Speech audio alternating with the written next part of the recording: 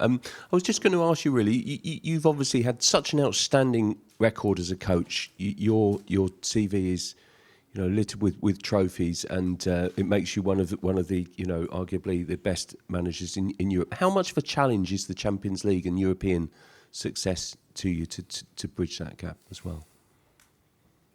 Yeah, I think success in Europe with a trophy, and it's important for every manager.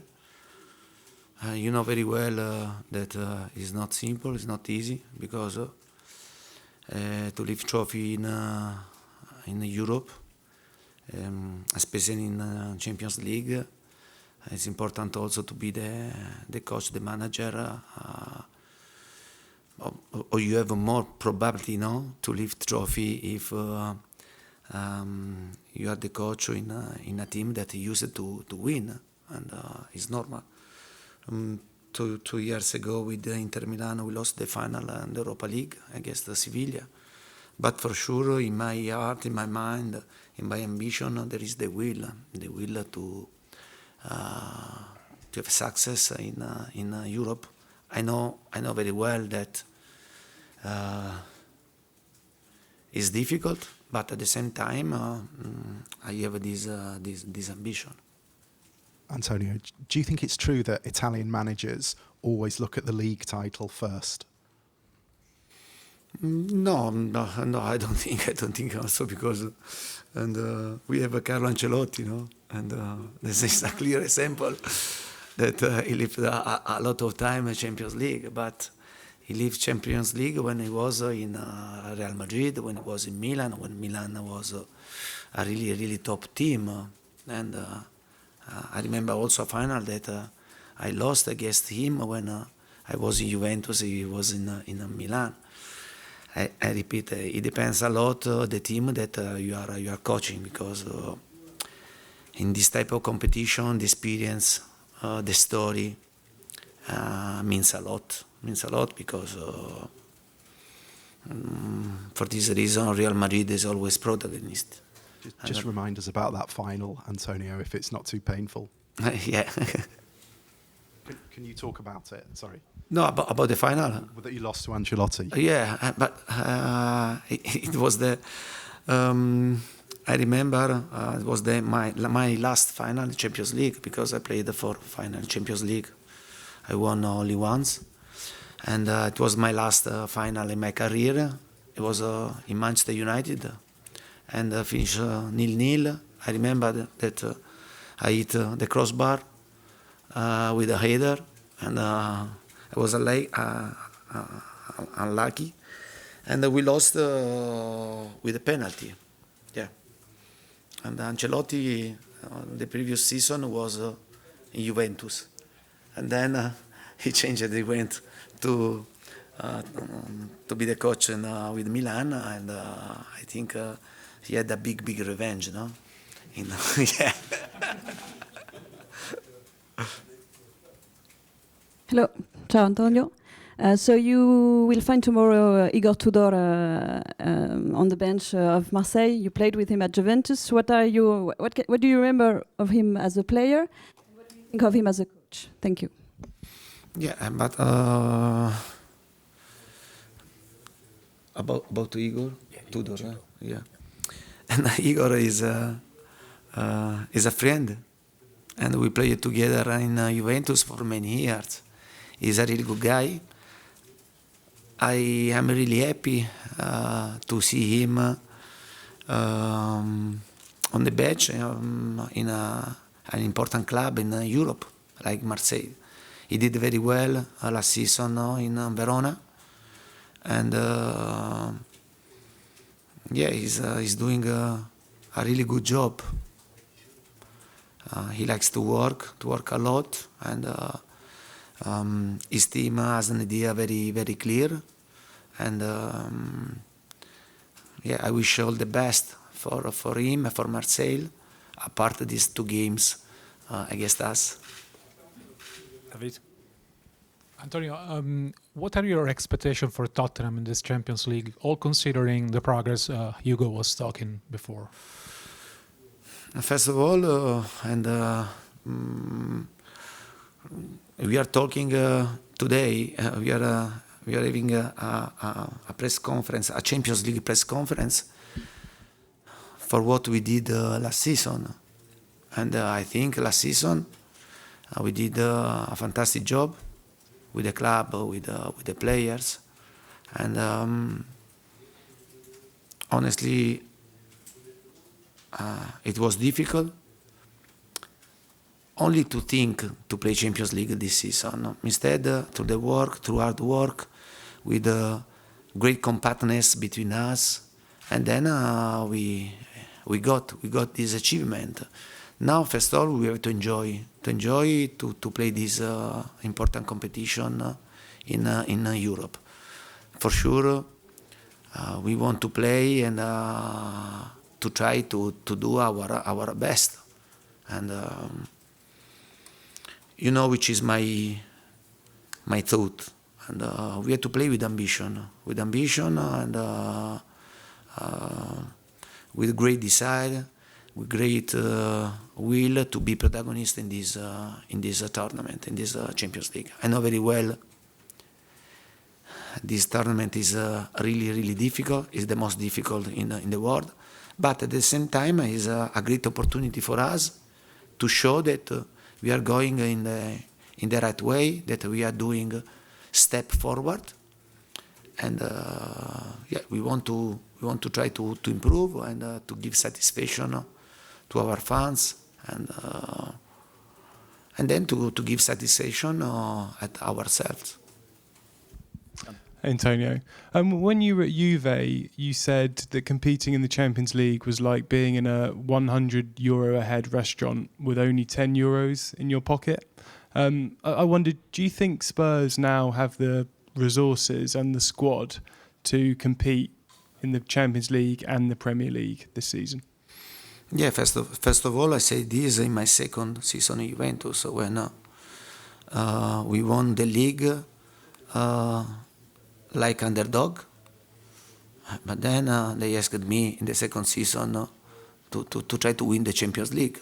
But the people that know very well football understand that you need of a process, an important process, through the work on the pitch, outside the pitch, but at the same time you need important investment, because in this competition, you play against a team with the best players, with the best coaches, and you need, if you want to fight for something important, to stay, I don't say the same level, but not so far. And for sure, the story of a lot of clubs in this competition is really big. And to think to the same level, in this moment is unthinkable, but has to be for us a big push to try to improve, to reduce the gap, and to try to fight for something important. But the story is very important in football, because the story, and as I said you before, Real Madrid,